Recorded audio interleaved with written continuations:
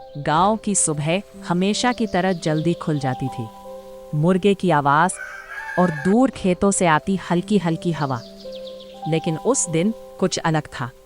आसमान में काले बादल थे और हर किसी के चेहरे पर एक अलग ही चमक।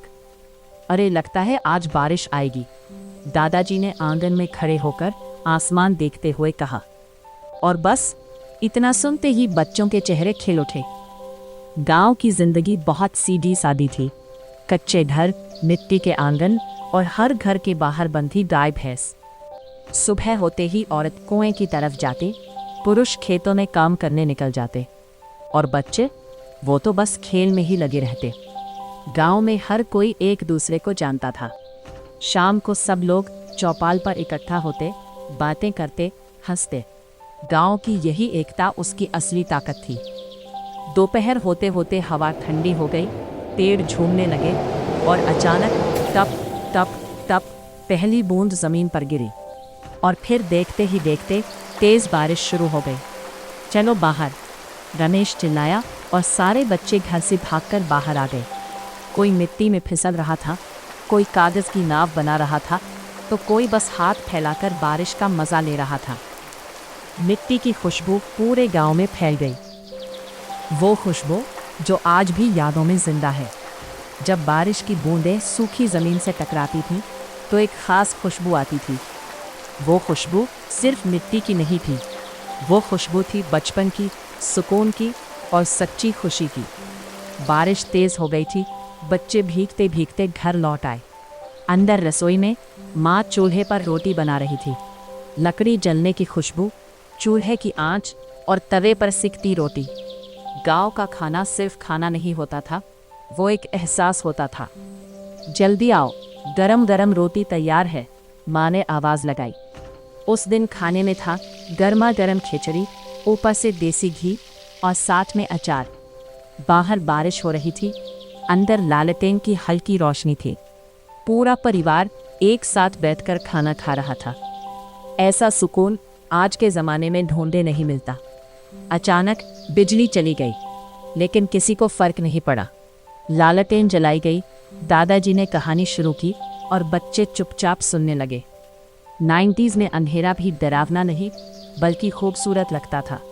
हमारे ज़माने में दादाजी शुरू करते और फिर कहानियों की दुनिया खुल जाती। राजा रानी, भूत प्रेत और गांव के पुराने किस्से। बच्चों की आंखों में चमक आ जाती। बारिश अब धीमी हो चुकी थी, ठंडी हवा चल रही थी। सब लोग चारपाई पर लेट गए। दूर कहीं मेंढकों की आवाज़, पैरों की सरसराहट और ठंडी हवा। नींद अपने आप आ जाती थी। गांव की ज़िंदगी में भले ही सुविधाएं कम थी, लेकिन खुशियाँ बहुत ज़्यादा थी। ना मोबाइल था, ना इंटरनेट, फिर भी हर दिन खास होता था। लोग सादगी से जीते थे और छोटी छोटी चीज़ों में खुशी ढूंढ लेते थे। अगले दिन बारिश के बाद का गांव और भी सुंदर लग रहा था। खेत हरे भरे, हवा ताज़ा और हर चेहरा मुस्कुराता हुआ। रात बीत चुकी थी। सुबह की हल्की धूप आंगन में उतर रही थी। मिट्टी अब भी भीगी हुई थी और उस भीगी मिट्टी की खुशबू अभी भी हवा में तैर रही थी। रमेश नींद से उठा, चारपाई से नीचे उतरा और बाहर आया। वाह, कितना सुंदर लग रहा है सब, उसने चारों तरफ देखते हुए कहा। बारिश के बाद गांव जैसे नया जन्म ले लेता था। पेड़ों की पत्तियां चमक रही थी, खेतों में हरियाली छा गई थी और कच्चे रास्तों पर पानी की छोटी छोटी धाराएं बह रही थी। हर तरफ बस ताजगी ही ताजगी थी। चलो फिर से बाहर चलते हैं, रमेश ने अपने दोस्तों को आवाज़ लगाई। थोड़ी ही देर में सारे बच्चे फिर से इकट्ठा हो गए। इस बार उनका नया खेल था, कीचड़ में फिसलना, पेड़ से टपकते पानी के नीचे खड़ा होना, पानी के गड्ढों में कूदना। देखो मैं कितना दूर कूद सकता हूँ, एक बच्चा जोर से कूदा और सब हंस पड़े। बारिश के बाद मेंढक हर जगह नजर आते थे। बच्चे उन्हें पकड़ने की कोशिश करते और मेंढक उछलकर भाग जाते। अरे पकड़ो पकड़ो, पूरा माहौल हंसी से गूंज उठता। दूसरी तरफ गांव के बड़े लोग खेतों में काम शुरू कर चुके थे। बारिश उनके लिए सिर्फ मज़ा नहीं थी, वो उनकी ज़िंदगी थी। इस बार फसल अच्छी होगी, किसान उम्मीद भरी नजरों से खेतों को देख रहे थे। बारिश के बाद गाय भैंसों को भी साफ किया जाता था। रमेश, धीरे धीरे पानी डालो। गाय शांत खड़ी थी, जैसे उसे भी इस ठंडक का मजा आ रहा हो। दोपहर होते होते घर में फिर से चूल्हा जल गया। इस बार बन रहे थे गरम गरम पकौड़े और साथ में चाय। बारिश के मौसम में पकौड़े का मज़ा ही अलग होता है। जल्दी दो ना, रमेश ने बेसब्री से कहा। दादी पास बैठी मुस्कुरा रही थी। तुम लोग बस खेलते रहो, हमारे समय में तो इतना भी नहीं मिलता था। बच्चे ध्यान से सुनने लगे। खुशी चीज़ों में नहीं होती, खुशी साथ रहने में होती है। ये बात बच्चों के दिल में कहीं बैठ गई। शाम होते होते आसमान साफ हो गया। हल्की हवा चल रही थी। चलो पतंग उड़ाते हैं, किसी ने कहा, और फिर पूरा आसमान रंग बिरंगी पतंगों से भर गया। शाम का समय गांव की सबसे खूबसूरत घड़ी होती थी। चूल्हों से उठता धुआं, बच्चों की हंसी और दूर से आती बांसुरी की आवाज़, सब कुछ जैसे एक फिल्म जैसा लगता था। रात होते ही गांव के पुरुष चौपाल पर इकट्ठा हुए। कोई बीड़ी पी रहा था, कोई किस्से सुना रहा था।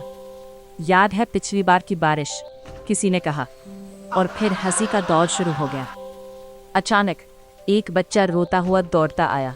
मेरा जूता पानी में बह गया। सब हंस पड़े, लेकिन रमेश चुप था। वो चुपचाप गया और उस बच्चे के लिए अपना जूता दे दिया। ले, तू पहन ले, बच्चा मुस्कुरा दिया। दादी दूर से ये सब देख रही थी। यही असली दौलत है, उन्होंने धीरे से कहा। उस रात फिर हल्की बारिश शुरू हो गई। रमेश आसमान देख रहा था। उसने सोचा, काश ये दिन कभी खत्म ना हो। साल बीत गए, रमेश बड़ा हो गया, गांव बदल गया, लेकिन जब भी बारिश होती है वो उसी बचपन में लौट जाता है। मिट्टी की खुशबू, चूल्हे की रोटी, दोस्तों की हंसी, सब कुछ फिर से जिंदा हो जाता है।